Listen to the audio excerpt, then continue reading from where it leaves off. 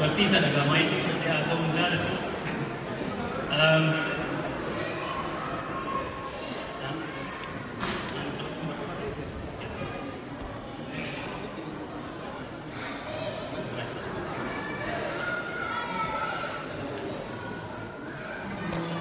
Kanaan ala immoo hundi keessan waan as jirtaniif waan dhuftanii yeroo keessan nuu kennitanii nu dhagahuuf akkanatti immoo miidiyaa keessan kana ijaa fi gurra keessan ta'e kana gargaaruuf waan as jirtaniif hedduu galatoomaa isiniin jedha.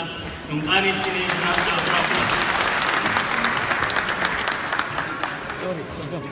I feel especially honored because I met one of the members of my great Oromo family across the diaspora, whom I met only through Facebook, Najat Hamza. Thank you. It's an honor to have you here. Welcome. Maganagaan dufte. Magawalagin.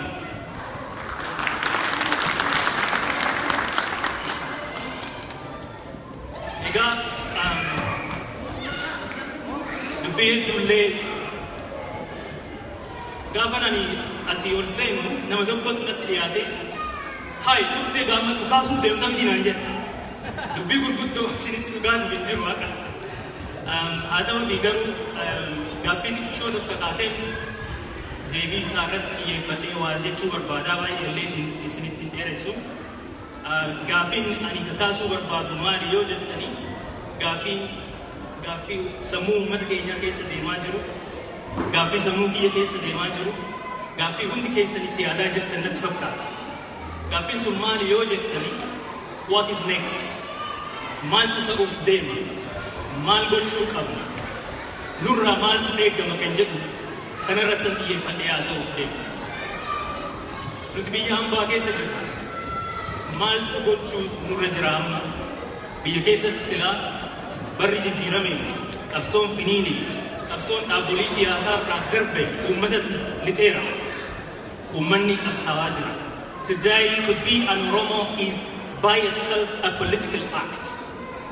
You don't need any organization to lead any struggle now.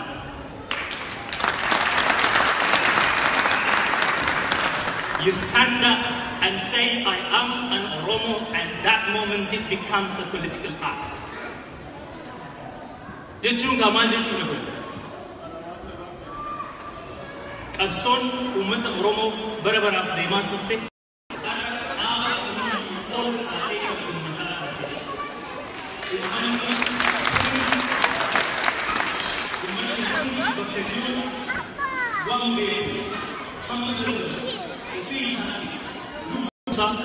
Abenya sa waregame itti waregame finin sacha warren hayuda warra hoganota siyasa jenne okwam kun harka ummata kana wajjin hunda wajjin wal itte namni to koyyu irra chala qabso kana geggeessu bakka din dawrati kunju kunjatu mal kunjatu amma Abson kun nuhar kabati jechu ummanni fudateer jireenya isaa keessatti lafarratti itti milkaa'aa jira jechu ara gaaffiin Oromoo namni Oromoo ta'e tokko gaafa ol dhaabbatee ani Oromoodha jedhu gaafas akka siyaasatitti akka gaaffii siyaasatitti dhagahamti. Ara wanti sin Facebook irratti maxxansitan suuraan isin maxxansitan maqaan keessan jechoon isin maxxansitan hundi isaatu akka gaaffii nama Oromoo tokkotti fudhatame warri siyaasaatis akkasumatti isin hubachaa jiru. Kun jechuun namni hundi nu dhagahaa jira nu laalaa jira. Absoon kun mootummaa aangoo qabatee jiru kana kokkee qabattee jirti. Ega maltu dhufuuf deemu amma maltu nurra eegamu akka ummata biyya hambaa jirutti akka ummata biyyarraa baqatee jirutti akka ummata ana taa'ee gara biyyaatti ilaalaa واتوكو دلبو في برك بادوت مال قلوكم مي مال هاغون الكمي بيا إرقام بيجرى أني أرقل مال تتأوف ديما مال نقوف جرتو مال تفيد أبوف ديما أنجدو غافي سن غافي حرات غافي هند كينيا تجيكيا غافي كنا ميا كمي تديوس لنجدو رتن إيه فتيا سار مندرج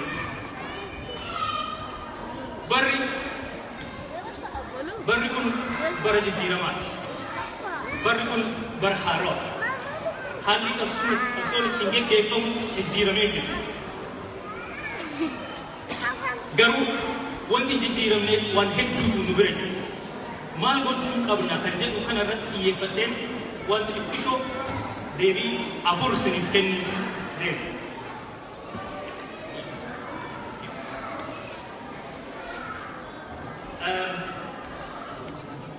بركون بر أبديت بركون بر قداتيس ورجامي باقين كفلا ما جرى الفرق بركون بر أبدي قدا بر نيجر بر دم إنسان ومني كتيرا كقوم سيسا هرم وفيسات وجنون سياسة أينيو كان الرام دربني نوتو كان كتاسي كان جد برت هذا وندندا نمي كندو هذا Tigudda or Niger. Atau tiga, one thing nama ganti Jesus education. It's an era of hope and it is an age of fear. Umani kaya ni harap, aku ma abdi horate, kaka age ru kanatis confusionista. Mal tu ufdema anje ega chacha. Mal guru ufdema ni mal tu ra ega mayojet ne. They be one afurta antokon kasa sit. Atam gona tokofa. Kenapa kan wabar resentre wabar tasentre kesutarat. When sumal jeda organize.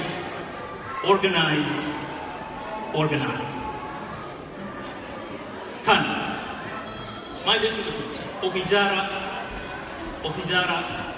amas ira debia ofijara etunda. Ijaran mal jetu. Aba ijaran na jetu ni. Aba jetu kam. Abuli siasa umat Oromo kes de manama berkudam. Video yo tidawal tanimo kuda to kojen thaner. Aba jetu kam. Aba mal ijaran berkudam. Aba ijaran tansan mali no danuf dentre. Isinu sila walingal. Wari aba jare wal hogana juru ya polisan hogana juru walingal aba ijara jetu ranjuma of ijara to organize oneself today is to think clearly of the sabut of the gabesu priority ke planning it يفتني سريت حالا مدة سكين لفكيني مال أكبر بعد سريت إن ديسني لفكاوت نرجع. To organize oneself is to have a rigor about what we do. Today we wanted to start this program at 2 p.m. and we didn't start it even at 5. That's how disorganized we are. We don't have a sense of class to what we do.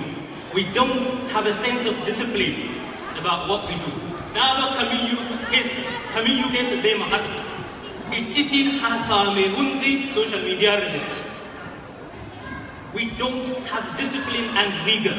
A society that doesn't have a discipline and rigor and secrecy and professionalism is not going to succeed.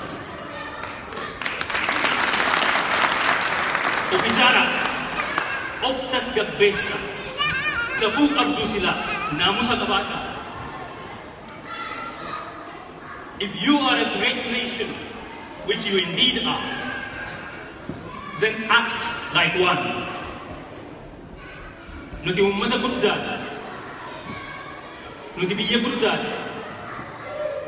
Even ogganan o video lamma magarsaatu maal jedhe ummata miliyoona 50 of duuba qabna miseensota miliyoona 4 qabna maaliif jilbiifanne ree dhugaa dubbata nuti ummata guddaa isin tan biyya alaa jirtan kun ummata irra caalaa baratee muuxannoo guddaa qabu qabeenya guddaa qabu experience exposure guddaa qabu bilisa guddaa qabu biyya gaggaarii keessa jirtu Australia kan jirtan at least or America or Europe kan jirtan egaa maal taaneeti kan xiqqoof yoo ummata dhugaadhaan ummata guddaa ta'a biyya guddaa ta'a mee hundi keenyayyuu akka miseensa ummata guddaa kanaatti behave gochuu qabna. Bring excellence to what you do. Show commitment to what you do. Organize yourself. Plan ahead. Prioritize. You can't win all the battles and hope to win the war.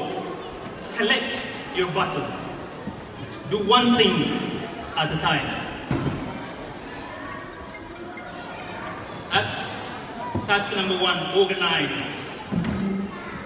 Lamafo, maal gochuu qabna yoo jette, amma maaliif namni organize isin jette. Hawaasni keenya akkamitti jabaatame, ammam jabaate. Nuti uummata bal'aadha. Addunyaatti kana himanna. Faranjiitti kana himanna addani guyyaa. Nuti uummata bal'aadha, uummata guddaadha. Biyya guddoo qabna. Biyya bulchuu dandeenya jennee yaadna. Hin bulchinas biyyattii guddittii biyya Itoophiyaa jedhamtu sanuu nuti bulchaa jira. Har'a ogidiyoon duutuun kun, dhumtuun kun, Lammaa Magarsaan kun afaan siyaasni biyyattii sana keessa deemu uumeefii jira. Eega mallastuu booda afaan hin qabu siyaasni biyyasii. Har'a Dr. Abiy fi Lammaa Magarsaatu afaan uumeefi Oromootu biyyattii sana bulchaa jira. Oromoon laaftuu, Oromoo gantuu, Oromoo obidiyoo taate kan Oromoo maxxantuu TPLF taate kanatu biyyattii guddoo sanuu bulchaa jira. Mee maal taanee hawaasa keenya walitti ijaaru jajjabeessuu dadhabnere. Kun gaaffii ani sinitti biyya kanatti gaafa dhufee hawaasa guddaa akka jiru nan beekaa dhagaheen ture.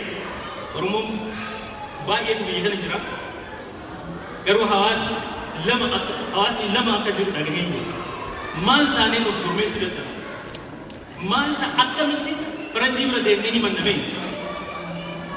Yoo nuti uummata guddaa biyya guddittii sanuu bulchuu barbaadu taane of tasgabbeessinee of ijaarree sirna naamusa haala of bulchuu qabna.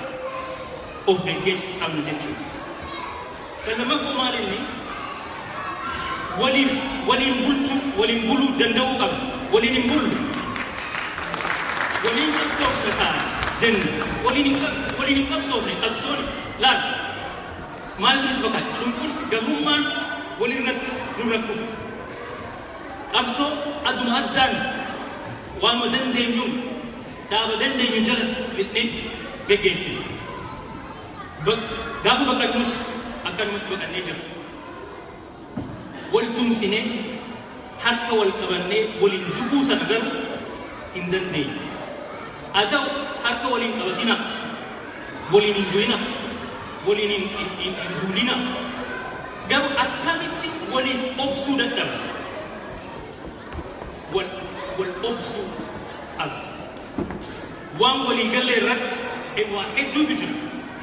Sanirratti waliin dhaabbannee harka wal qabannee wal ijaarree wal gurmeessinee itti fufuu qabna.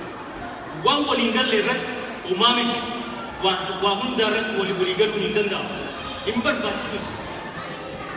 Kanaaf waan waliin galle irratti wal obsinee haa ta'u inni waan isaa dalagata ani waan kiyya dalagata jennee waliin bullee qabsoo kana geggeessuu fi ta'an baasuu qabna.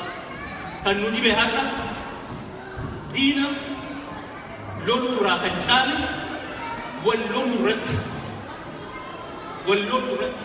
humna keenya fedhe waliif obsuu hin dandeenye. So maal ta'utu deema maal ta'utu jira maal ta'utu jira yoo jettanii gaafattan maal gochuu qabna yoo jettan wal obsa waan waliin galle irratti walitti haasaa walitti dubbadhaati iccitii jettanii kan walirraa dhoksitan sun silaa maal social media irra jiru iccitiin hin jirtu ni beekee akka kanuma laal jawaatuuf jedhu jira kan jedhu dhagaheen dhufu nam tokko naa bilbilee jawaatu fama kan jedhu akkasitti yaada akkasitti dhagaheen jedhe lakkiin dhufu jedhanii inni Minnesota irratti bashannanaa jira jedhe kun immoo lakkii amma waan kana gadi baasii iccitiidhaan jedhe aboo iccitii maaltu jira uummanni daranuu haasaa jira waan kana wanti iccitii jedhamu kun ummata keenya keessatti amma sirna naamusa dhabneeru iccitii kan jedhamu wanti hin jiru. Kanaaf iccitii jennee walitti haasa'u dhiisuun rakkoo fida malee walitti haasa'uu qabna. Garuu walitti haasofne dhugaa keenya baafanne waan waliin galle irratti akka waliin galle wal hubannee wal obsine taa'uu qabna. Our differences are our beauty. Now I know unity is much loved. Ukuma farsi sila akademiya. Oromo sila ko into ko na jede gaafa waliin dhufe. Dhaabni lama waliin dhufe sadi ta'ee de. Dhaabni sagal waliin dhufe. Into ko na gaafa kan addaan faca'uuf deemu dhugaadha. Maaliif we can't live with difference. I think we have borrowed the Ethiopian fancy idea of unity. If unity is not working for Ethiopia, it's not going to work for you. It is not. Unity does not mean uniformity. We need to honor our differences, and there is a reason why there are so many parties. And you can't claim a monopoly over political ideals. You can't claim a monopoly over political truths. You can't claim a monopoly over political virtue. Oromo. Dhaabni siyaasaa hamma kana heddummaatee kan jiru waa jira jechuudha. Kanaaf wal kabajnee wal obsinee addaan deemuu qabna gaafa waliin galle. Gaafa walii galle immoo hamma walii galleen sanatti waliif dhaabbachuu qabna. Abashaan nutti himuu hin qabu. Hanga abashaan nutti ka'utti silaa waliif dhaabbannu wal mormaa wal akkanii biyya. Maaliif akkanatti na jaalatta? Saggaa'ee kana maaliif jaalatta? Amartichi kana.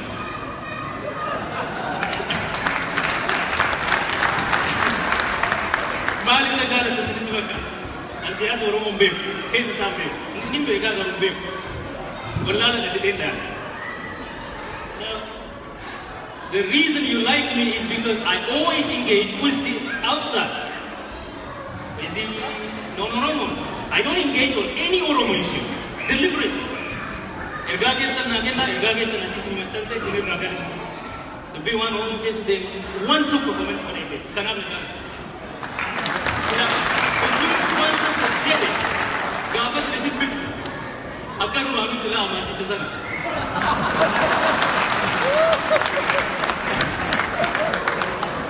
Now, we need to live with our differences, and to live with our differences is a maturity, my friend. It's a maturity. We are a great nation. We are 40 million people strong. We are a great nation. We are a huge population, twice larger than the population of Australia. Twice larger. It's a huge country. And we do have legitimate differences, and we need to live with our differences. To learn to live with our differences, as I said, avoid unnecessary conflicts. You don't have no one can claim a monopoly over truth, over Oromo truth, over Oromo political virtue, over Oromo political idea. We just don't. We just don't, because we have different ways of experiencing oppression in Ethiopia. We have different ways of struggling against oppression. and we have a different way of expressing our political ideas. My vision of the utopia to come, the Oromo ideal, is only one among many. And I don't hate the others because they have a different idea. We need to learn to live with our differences. Now, don't get me wrong, I do love unity, but I don't believe unity is uniformity. I don't believe unity means uniformity. We're not going to live only with one party in Oromia. Bad news, but let me break it to you. The age of only one party in Oromia is dead and gone. Sorry. It just can't be. It just can't be. We've got to have different parties. So I do want unity, but I don't believe in uniformity. And we do want unity because I'm sure you know how the others, your adversaries, describe it. Oromo is too disunited. They're too diverse. I just read recently a book published by Christopher Clapham, the great Christopher Clapham, who wrote history after history after history about Ethiopian politics. And he said in 2017, he says the Oromo are A, they are too disunited, too diverse. B, they are too incoherent. They don't know what to do politically. So I understand we need to bring clarity to our vision. We need to bring coherence to our politics. But we need to allow differences. It is important to give expression to our differences. Number 3, wanti nu wadu ga mamma kan sadafa institutionota ijaruka da boli ijaruka da ba kamina mjidin da ba siyasatin. We need to build processes. We need to build discourses, narratives, histories, new ways of saying and doing things, new language for politics. So we need to build this. Because these are different times. These are new times. I say after my son, these are Noah's times. It's not Ramses' times. They demand new formations. They demand new institutions and new processes. They demand new discourses, new language, new political grammar, new terms of doing politics, new vernacular, really. New to us, new to our adversaries, and new to the generation that's doing it now. One of the things that has exhausted in your discourse, there are 2 words that are really not exciting to any Oromo anywhere now anymore. Bilisumma, unity, Tukuma. Sirbat ol tamale, jechota kana jette, nama excite go to mukabtu.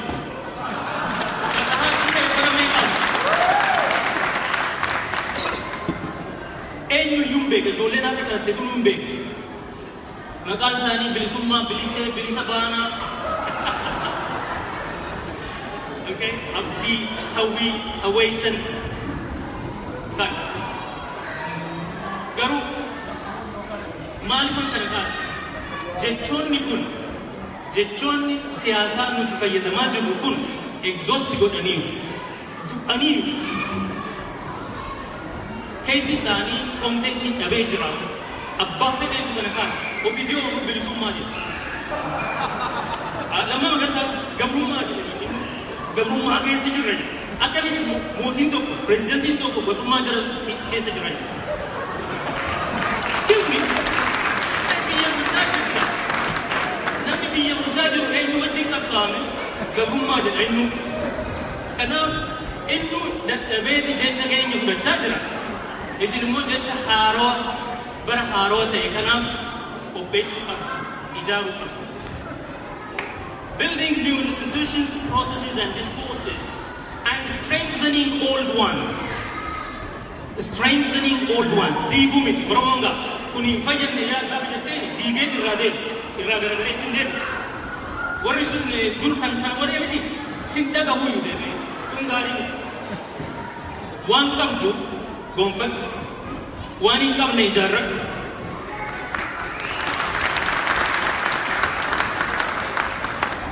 build new institutions and strengthen old ones. But how do we do that very concretely?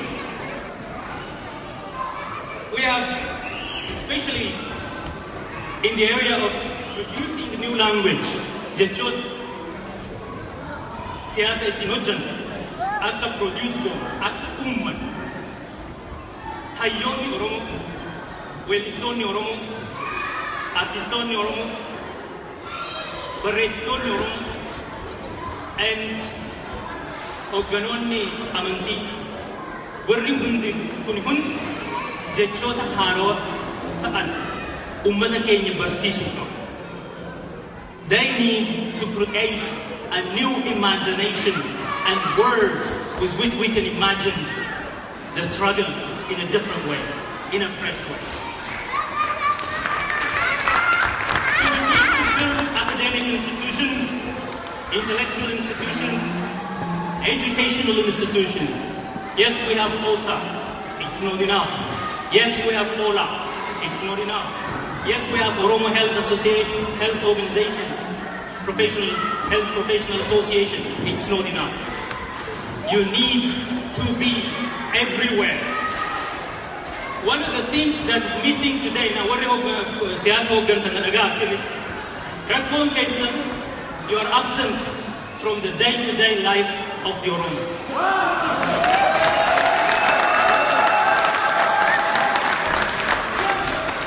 Walgayito korot namni siyasa guddaa tokko namni anisan utuma ani dhalatin qabsoo Oromoo keessa jiru.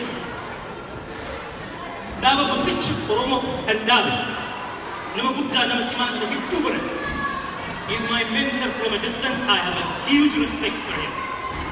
Maal jedhe gaaf tokko warri aktivistootaa kun akkam goonee hojii akka dalagnu nu dadhabsiisanii akka isaan jiranitti nuyi waa dalaguu hin dandeenye akkamitti dhaabni tokko aktivistii kan akka kiyyaa kan du'aa gudubee deemu kan akkamitti isa caalaa ummata keessa deemuu dadhaban yoo jettan ijoolleen biyya amma bariitee miti isaan biratti amma yoo bariitu aboo saggaa'in jawaab OMN maal jedhe kana laalu hogganoonni warri siyaasaa isa ture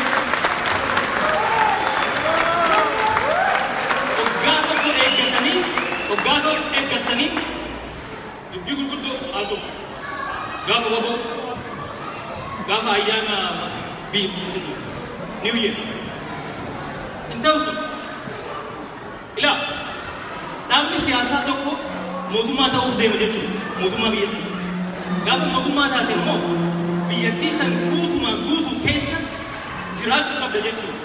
Sovereignty means presence everywhere, presence every day. You are a small god if you are a government. That's what sovereignty is. You are present everywhere every day. That is when you are a government. If you are a political organization, a political leader, and you are not there, the people will forget you. If I don't post messages, 5 days, I will be history.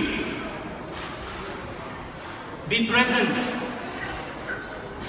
So we need to be present.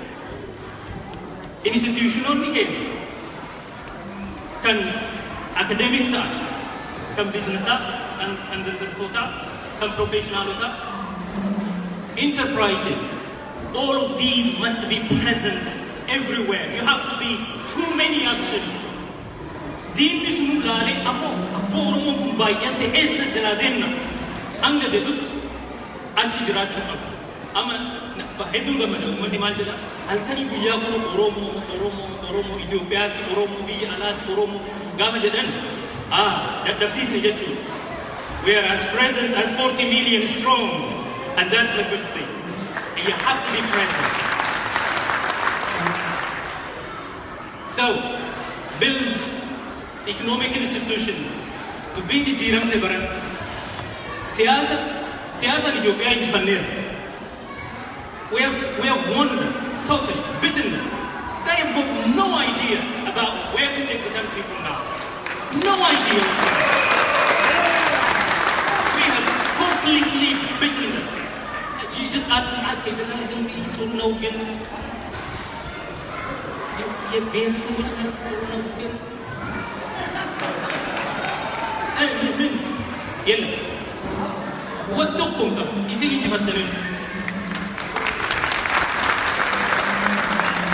Siasa injifanneti, bekumsa injifanneti, anggo dalam, anggo akamitti kaman, toko illolta, toko kabenya kihorta, mucang kuno amma dene kuno economic revolution jachali, wanda kasi jurubat, economic revolution, excuse me, what? Economy doesn't want any revolution, market wants peace, it doesn't want any revolution. But that's what they're saying. Why? Anga isin abeni kawatani one fate and go through then they sanit. Where ango up? Where abeni up? Sanit kabat. Yada gari ho kabat. Yada gari san fund yo go through in then they can tata. Woma you go through in then this. Enough or you or a chukamna. We need to build economic enterprises. We need to control key economic sectors, finances. Example, mining, real estate. These are the areas that you have to really take control. We don't do that. Siyasa injifattani, bekumsa injifattani, amboga go kabachundande. Because one faith and good truth in the nation.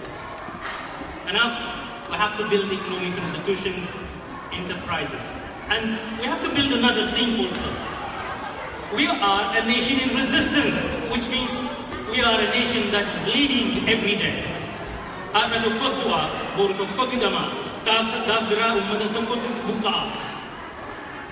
a bleeding nation. We need to help. We need support. We need to have a national relief fund. We need to establish such institutions, humanitarian and charity institutions. We need to build cultural institutions because we need to reproduce ourselves and our identity. In short, what I'm trying to say to you, my friends, is that we have to build a nation. This is a nation building task. We have to build a state. We have to build a nation. A nation is nothing but an imagined community, which means we need to create shared imagination of a common destiny as a people, as a Oromos. And finally, the fourth thing we need to do,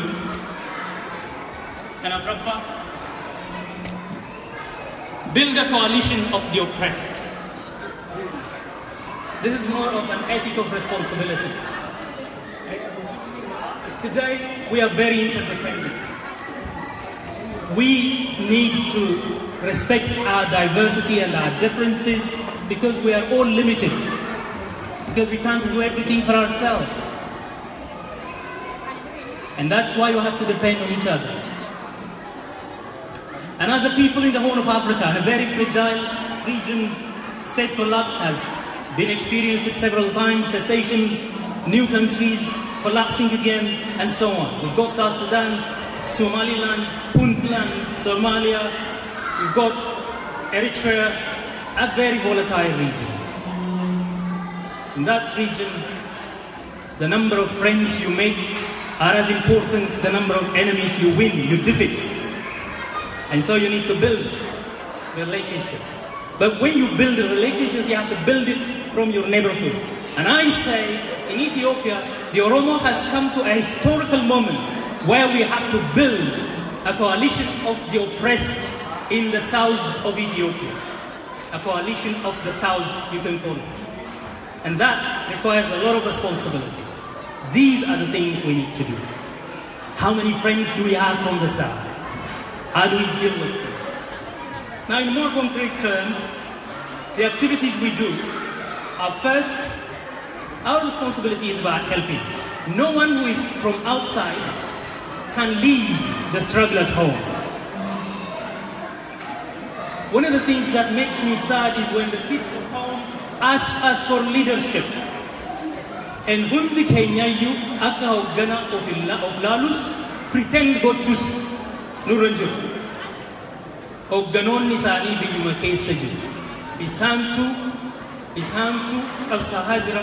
Isaanumti qabsoo isaanii ofuma harkatti fudhatanii isaanumti of hogganuu qabu nuti gargaarsa qofa gochuudhaan. Otoo sila nuti hoggannu yoo ta'e otoo dandeenye sila biyya baanaare otoo hogganuu dandeenye sila as teenyaare waan ta'u miti waan hin dandeenye ni goona jennee haasa'uu hin qabnu. Our responsibility is to help, to be there for them, to do what they can't do for them, to support them, to rescue them when they are in trouble, to witness and to tell their story, and to say, we are here for you. We facilitate, we coordinate. That's task number one. We help. So avoid grandstanding. Avoid saying, I'm going to get Wana kanaan beekan ijoolleen baran hogganaan eenyu, hayyudureen eenyu, durataan eenyu.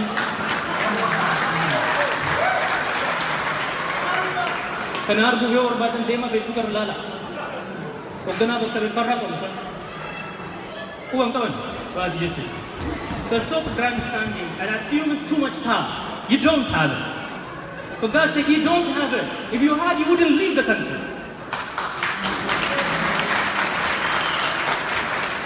Don't fight over the power that you don't even have.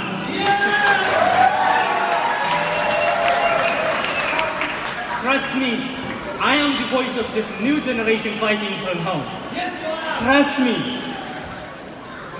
Don't fight over the power you don't even have. Because if we did, why are we here? So one of the things we need to do is jarana hogganoota keessan ifuma keessaa qabdu. Wal gurmeessanii itti fufaa hogganoonni sun keessa jirti baha. It doesn't require anything. They are doing it anyway. I mean, where do you think I get all the information I put out on Facebook? Where do you think Jawar gets all the information he puts out on Facebook? Does he get it from an organization? No. From the kids right there. From the people right there. Now, if those kids could find that information and get it to you and make you so famous, why can't they lead? They can. They can. And so one of the things we need to do to the people at home is, our friends, you are a generation of heroes. Go, take the power, take hold of your struggle, and take the country from the oppressors. What do we do then? Our job has become easy now. Sinirra salphise miti. Dubbii salphoo. Maal goon hin gargaar. Gargaarsa siyaasaa, gargaarsa diinagdee, gargaarsa gara miidiyaatiin, gargaarsa immoo gargaarsa diplomaasii kana gochuu hin dandeenye. Waan isaan irratti haqamee isaan rakkise kan irraa haquu danda'u. Isa gargaaruu danda'u. So let's remind them to take control of their movement, and let's remind them we'll be there for them when they need us, but we don't do more. Now they're doing it. Outside of the country, we express their voice. We articulate their message. We campaign for them because they campaign for us. Every day today, you walk the streets of the diplomatic corridors of Kenya with your head high, with pride, because someone is dying in my name in Oromo. And they are there for me. They never let me down. I say something is going to be done, they do it.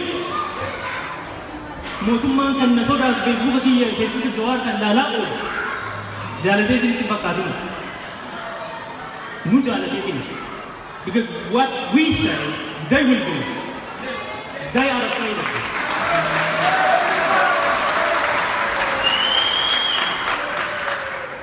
So if they do it and they make my head hold high, I will do anything for them in the form of assistance, in the form of help.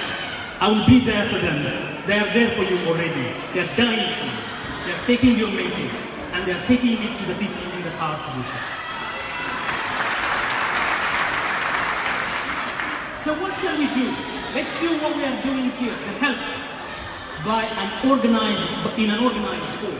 Let's bring quality to our meetings. Let's commit ourselves to excellence. As I said to you, if you are a great nation, show me. Act like greats, walk like greats, do things like greats. If you are a large population, act like one.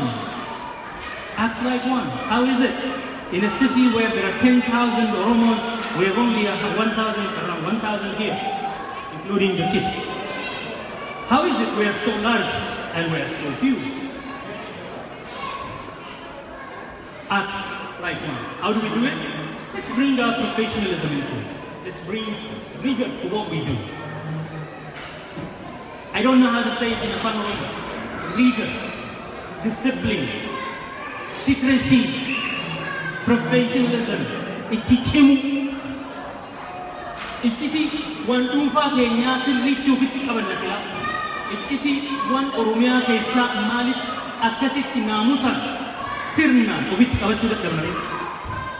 Wan hawaasaa maaliif ofitti qabachuu dadhabna. Wherever you are, as hawaasa haa ta'u, akka nama dhuunfaatti, you represent Oromia and Oromos everywhere. Act like a great people. Act with dignity. In fact, with a wounded dignity that is restored from the rebels, as it were.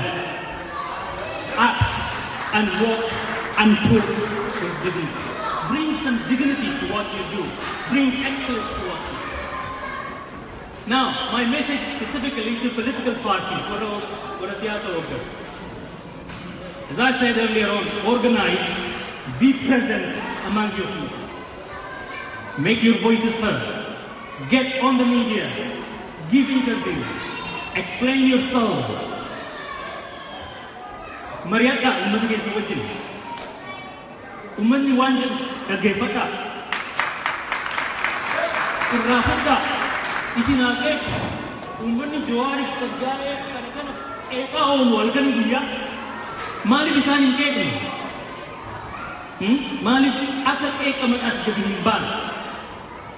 Siyaasa hooggantuu jirtu as keessas nan beeka jiran achi gadi bahaatii uummata keessa jiraadhaa jechuun halkanii guyyaa yoo ija banatu ganama isin arguu qaba. Haadha waan jettan waan tokko irratti waan jettan isin dhagahuu barbaada. Edoo boruu du'ee maal jedhamee Saggaayeen sun jedha maal jedhamee hayyu dureen so and so I don't know. Maal jedha jiruu Oromoo keessatti waan gaarii ta'e tokko waan gaddaa tokko yoo arge hoogganaan siyaasaa achi jiraachuu qaba. Achi bakka gaddaa sanitti jiraachuu qaba, argamuu qaba. Waan hunduma irratti you have to be present. Number two, your responsibility is not mobilizing people anymore. Uummanni dammaqee jira ofiisaati nu dursee jira deemee jira. Kanaaf maal gochuu qabu?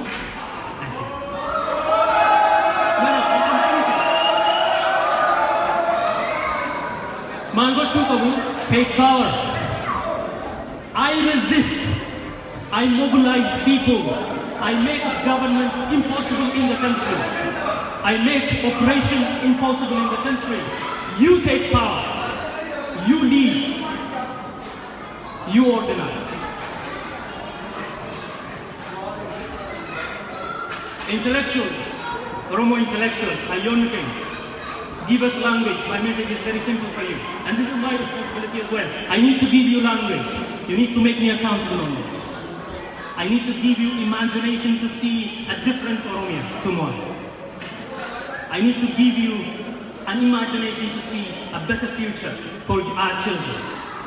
I need to give you tools of developing the self and developing the nation. I need to give you a new language to deal with your new problems in new times, to face new challenges.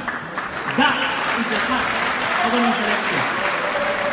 That is the task of our poets, our writers, our religious leaders, the secular prophets of our society. Business leaders, you've been doing great. Your job is very simple. Succeed, make profits. I know, Namni Siyasa can get to you. Succeed for yourself, not for Oromia. Succeed for yourself. Profit, invent, innovate. Because you have to be present everywhere. You are a true citizen of the world. Business doesn't know borders. Penetrate the world in which you are. Be the best. Be the best in your society. Be the best. Take control. Make friends in Australia everywhere. Media people, Oromo, you are blessed with lots of media. We've got ONN here, we've got ONN, we've got Oromo TV. I know some of you don't like it. But these are our resources.